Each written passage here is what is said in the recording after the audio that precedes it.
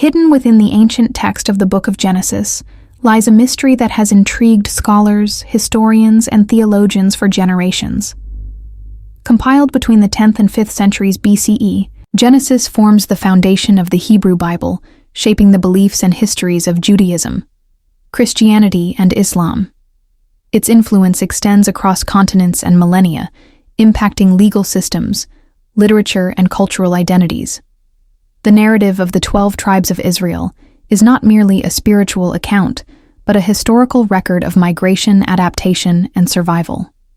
These tribes, descendants of the sons of Jacob, are believed to have formed the early Israelite nation, navigating the complex political and social landscapes of the ancient Near East. Archaeological findings, such as pottery shards and settlement remains, provide evidence of their existence and movements. Yet the fate of the tribe of Simeon remains one of the Bible's enduring enigmas. Scholars such as Shmuel Avukia, an Israeli Bible researcher, have noted that after the initial biblical accounts, references to Simeon virtually disappear from both scripture and historical records. Archaeological evidence for the tribe is scant, and their territory, once located in the southern part of ancient Israel, was eventually absorbed by the tribe of Judah. Avukia's investigation led him to the Romani people, commonly known as Gypsies, whose origins have long been debated. Modern genetic and linguistic studies confirmed that the Romani migrated from northern India around the 10th century CE, eventually spreading across the Middle East and Europe. Today, the Romani are found in communities across Eastern Europe and beyond. The investigation began with a single verse from Genesis 33:15, and Simeon and Levi are brethren. Instruments of cruelty are in their habitations. This passage, written in a period when tribal law and custom dictated survival, has been interpreted by scholars as a reflection of the social tensions and legal challenges faced by marginalized groups in the ancient world. For Avukia, this verse was more than a rebuke. It was a potential clue. He theorized that the tribe of Simeon, under pressure from both internal and external forces, may have been forced into obscurity or assimilation, a fate that would later echo in the experiences of the Romani under medieval European laws. Historical records show that marginalized groups often faced erasure through forced assimilation or migration. Could the ancient disappearance of Simeon be connected to the mysterious origins of the Romani people? Both groups share histories marked by displacement, legal discrimination, and cultural resilience. The Romani, for example, were targeted by the Statute of Kilkenny in 1366, which banned their presence in Ireland, while Jews faced similar restrictions across medieval Europe, including forced ghettoization and expulsions. The parallels are striking. Both Jews and Romani were subjected to restrictive laws, forced migrations, and social exclusion. In the 16th century, for instance, the Holy Roman Empire issued edicts expelling both groups from various territories. These shared experiences have left lasting marks on their collective identities as documented in legal records and oral histories.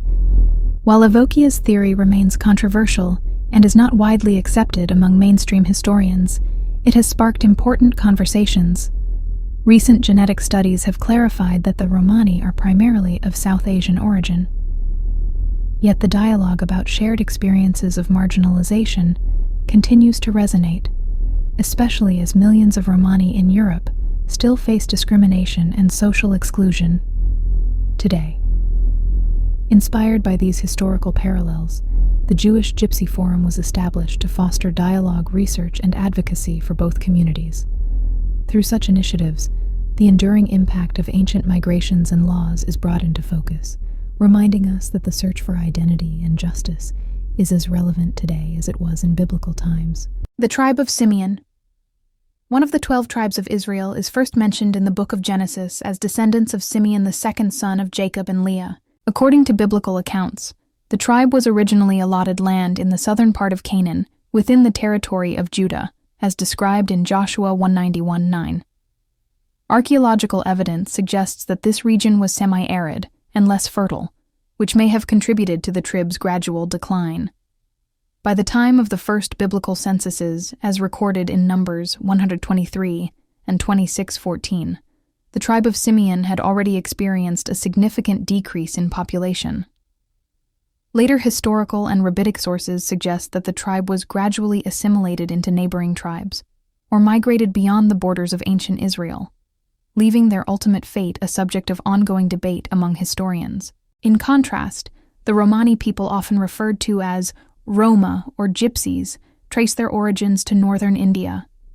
Linguistic and genetic studies indicate that the Romani began migrating westward around the 10th century CE, reaching the Middle East and Europe by the 14th century. A migration map highlights their journey across continents. Today, the Romani people have significant communities in Eastern Europe, Spain, and the Americas. Both the tribe of Simeon and the Romani people share histories marked by displacement and marginalization. The Romani faced centuries of persecution, including anti-nomad laws, forced assimilation and expulsions from countries such as France, Spain, and Germany. An infographic timeline details key moments of Romani persecution. Similarly, biblical and historical records indicate that the Simeonites were gradually marginalized, their lands absorbed, and their identity diluted through assimilation. In the digital age, researchers utilize genetic studies and historical records to trace the movements and assimilation patterns of both groups. For example, modern DNA analysis has revealed South Asian origins for the Romani, while historical records continue to shed light on the dispersal of the Simeonites. Visual aids, such as comparative infographics, help illustrate these findings for a broader audience. Social media platforms, such as Facebook, have become important tools for individuals and researchers interested in exploring the potential connections between Jewish and Romani histories, allowing for the sharing of family stories, migration data, and cultural traditions. Online forums and groups now serve as digital archives and meeting places for these communities. The Jewish-Gypsy Forum, established in 2017, has attracted members worldwide, fostering dialogue and research into possible shared ancestry and cultural intersections. A membership growth chart demonstrates the forum's expanding reach. Since its founding, Romani individuals from countries including France, Finland, Spain, Russia, and the United States have traveled to Israel to participate in forum meetings, workshops, and cultural exchanges. A map highlights the diverse origins of these participants. These gatherings provide a unique space for cultural exchange dialogue and the examination of shared history. Participants analyze migration patterns and the impact of historical laws, contributing to a deeper understanding of the intertwined destinies of the tribe of Simeon and the Romani people. Infographics and visual summaries from these workshops help document and disseminate their discoveries to a global audience. The Holocaust stands as one of the darkest chapters in human history. Under Nazi rule, Jews and Romani people were systematically murdered. Both groups were targeted for extermination, forced into ghettos and concentration camps, and subjected to inhumane medical experiments. The persecution of Jews and Romani people, however, did not begin or end with the Holocaust.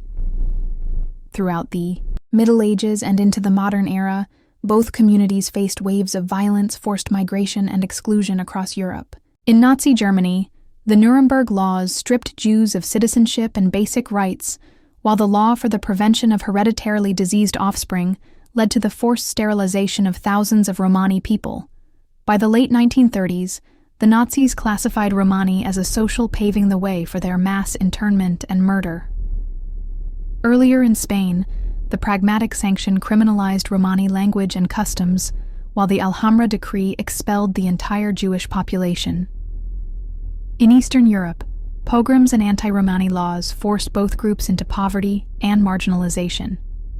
Property confiscation, forced removals, and exclusion from public life became common experiences. Despite centuries of oppression, both communities demonstrated remarkable resilience. During World War II, Romani men, often referred to as gypsies, joined the British and Soviet armies, fighting alongside Jewish soldiers and others in the struggle against Nazi tyranny. This shared legacy of persecution, reinforced by discriminatory laws and government policies, forms a powerful bond between Jewish and Romani peoples. For many Romani individuals, the search for ancestral connections, such as ties to the tribe of Simeon, reflects a deep desire to reclaim identity and dignity in the face of historical trauma. Throughout European history, both Jewish and Romani communities have been subjected to persistent discrimination and exclusion. Jews were expelled from numerous cities and regions, including England, France, and Spain. Similarly, Romani people faced repeated expulsions from countries such as Germany, France, and England. The 20th century brought further tragedy.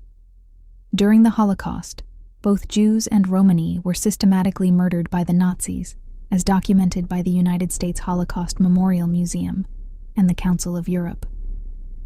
Sociological studies highlight the ongoing struggle for identity. Many Jews in Israel consider their Jewish identity very important.